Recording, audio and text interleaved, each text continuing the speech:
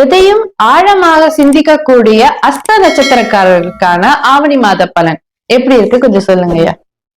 அஸ்த நட்சத்திரக்காரங்க பாத்தீங்கன்னா, அஸ்தானாவே ஒரு சிபிஐ நட்சத்திரம். எல்லாத்துலயுமே ரொம்ப ஆழமான நுண்ணறிவு. எது அவ்வளவு சீக்கிரத்துல உண்மையே இவங்க இடந்து வாங்கவே முடியாது. ஏன்னா நிறைய சீக்ரெட்ஸ் இவங்க கிட்ட அப்படியே புதைஞ்சு போய் கிடக்கும்.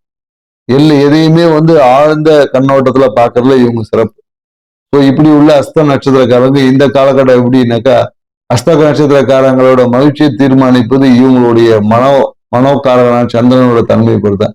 ஏன்னா என்னன்னாக்கா, தினம் தினம் ஒரு நன்மையும் இருக்கும், தினம் தினம் ஒரு பிரச்சனை இருக்கும்.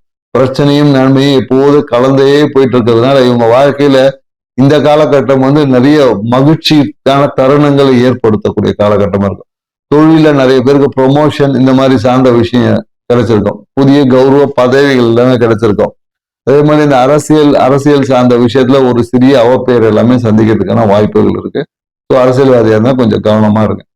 அஸ்த நட்சத்திரங்களுக்கான பரிகாரமா என்ன சொல்லலாம் அப்படின்னா, உங்க வீட்டுக்கு பக்கத்துல இல்ல வீட்டுக்கு அருகில் இருக்கக்கூடிய அம்மன் கோயில் வழிபாடு, அம்மன் கோயிலுக்கு வேப்பிலை சாற்றி வழிபாடு செய்வதன் மூலயமாக உங்கள் வாழ்க்கையில் எண்ணிய ஆசைகள் எல்லாமே நிறைவேறும்.